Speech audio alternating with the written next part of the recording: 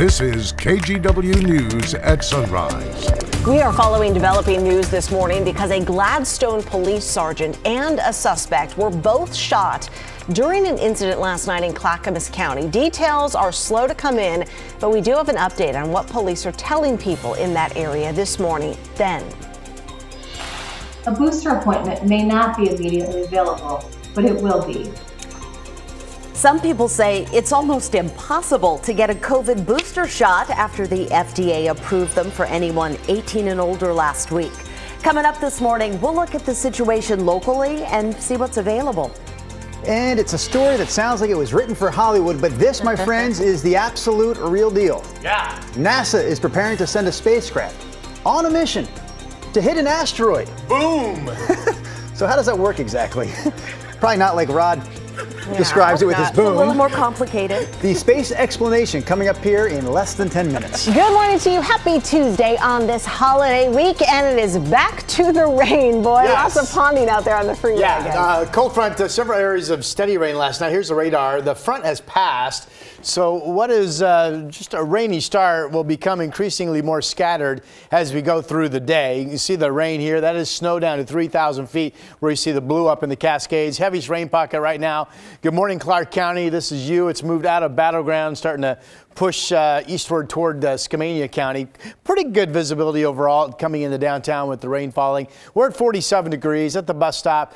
Pretty wet through mid-morning, 45 degrees on average as the kids get out the door. And then it becomes increasingly more scattered throughout the day. We could hit 50 for a high. We'll spend most of the day in the upper 40s today. Rod, thank you.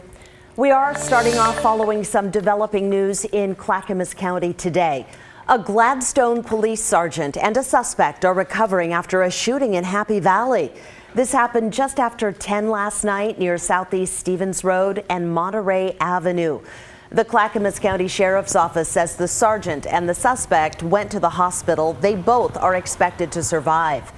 Right now, there's no word what led up to this shooting. The Sheriff's Office is still out there investigating this morning. We'll bring you updates as we learn more. Now to the latest with coronavirus, because now that Pfizer and Moderna's COVID booster shots are okayed for anyone 18 and up who's been fully vaccinated, KGW's Christine Pedowanich looked at availability and access to those appointments.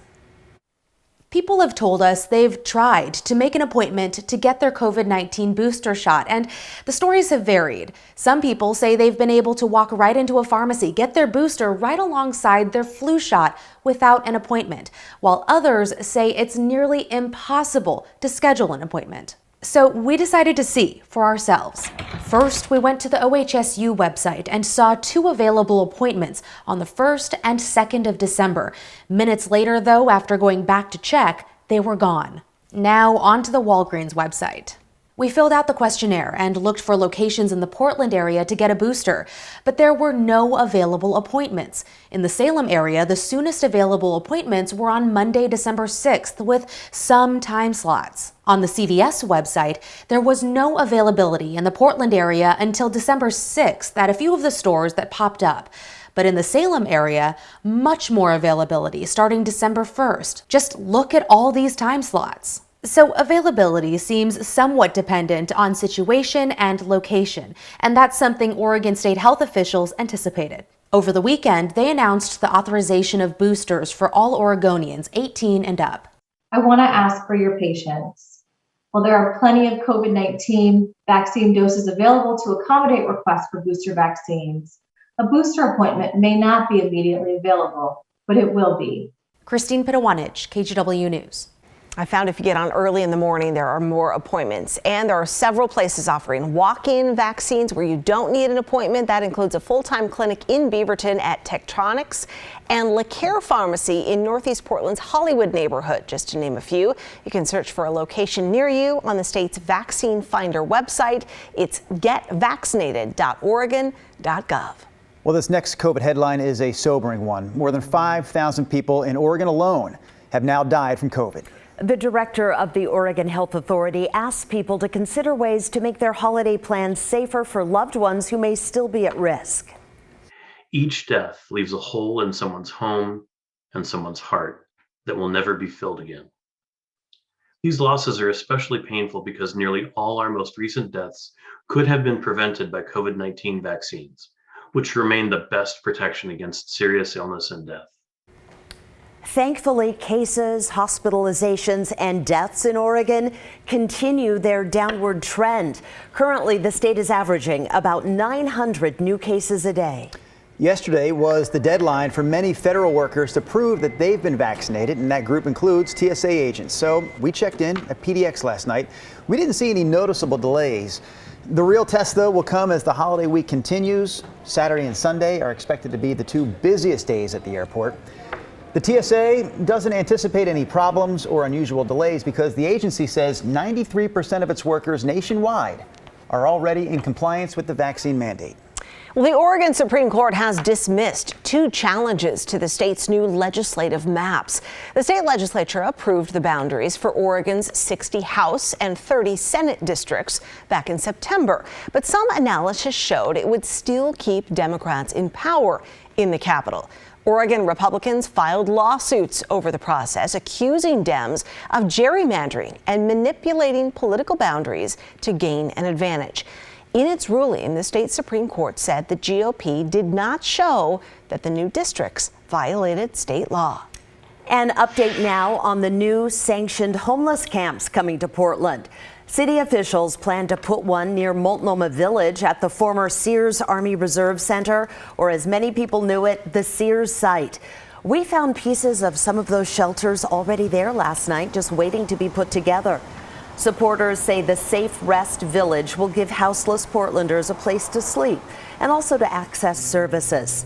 City Commissioner Dan Ryan expected to have 6 homeless villages up and running by the end of the year, but so far only 2 are under construction. This new location is the 3rd. All right, one more story before we get back to Rod, and this one sounds like the sequel to the movie Armageddon, but this is actually the real deal. NASA is getting ready to launch a spacecraft on a mission to hit an asteroid. Indeed. Devin Haskins is here to tell us more about this. Okay, Devin, right off the bat, we got to say this asteroid not heading toward Earth. No, we can all breathe easily. This is just a test, and there won't be any astronauts on board, so no Bruce Willis heroic antics. Here I come to save the day. All while Aerosmith plays in the background. All right, let's get serious, Devin.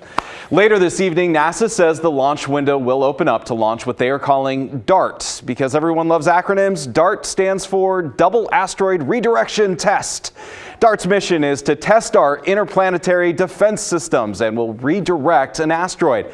The spacecraft will crash into the moonlet orbiting a larger asteroid. Now, when it crashes into it, the spacecraft will be going very fast, more than 14,000 miles an hour. That moonlet, about 1.5 times the size of a football field. And when the crash happens, it won't blow up the asteroid, it'll just redirect it. It'll change the speed of the moonlet by just a fraction of 1% in its orbit around the larger asteroid. But NASA says it'll be a large enough impact that the orbital period will change by several minutes. They're doing this to see how a real asteroid would respond to a deflection attempt, should it ever need to be done. Now, you have plenty of time between launch and impact, so don't go start popping that popcorn and finding that comfy seat just yet. NASA predicts that DART will hit this asteroid sometime around, drumroll please, September of 2022. Later this morning, I'll talk with NASA more about this, and you can look for that report later this evening at 4 and 5. Back to you guys. All right, Devin, the old double asteroid redirection test, Rod. Are we going to hear the boom or not at impact, you know, Drew? You know, I don't know about that, but I actually thought maybe... Yeah, you do. We're not. Brenda says no. I was going to say, though, I thought maybe I heard some kind of rumbling of thunder overnight in my neighborhood with the rain that was moving in around 3 o'clock this morning. Am I crazy about that? NASA says that's classified. I cannot comment on that. No, it may have been. We talked about this yesterday in the forecast. We were unstable enough last night into early this morning that there could be some isolated rumbles of thunder around. So, yes, perhaps, sir. All right, I want to talk about the high country. Yes, that is snow falling at Timberline Lodge. Very wintry indeed up there. 31 51 degrees. There's a winter weather advisory posted for the high country through noon today. Cascade passes are just getting down to freezing. Santiam is now snow covered. I believe Willamette likely is. Government Camp expected to become snow covered this morning, so travelers look out for that. That's the snow in blue. Otherwise, it's rain, and raining more than not. A few dry spots starting to come in. Again, the cold front itself passed last night, so the wind direction is veered back to the northwest. And what Futurecast is going to show you is decreasing numbers of showers today with opening sun breaks. Here we are at 10:30 this morning. Watch the green areas really start to decrease, right? Here we are at 3:30, not nearly as wet. And eventually, the shower chance will be ending this evening, and then we have a dry day tomorrow. Here are your early morning numbers. 50 in Florence. We're in the 40s from Kelso down to Eugene. Snow showers on radar out east to Baker City right now, just 28. Burns is freezing. Bend is at 39. Pendleton's freezing, 31. 7-day forecast numbers. Here we go. So today, 49, decreasing showers. Tomorrow, dry. Could be some morning fog, 51.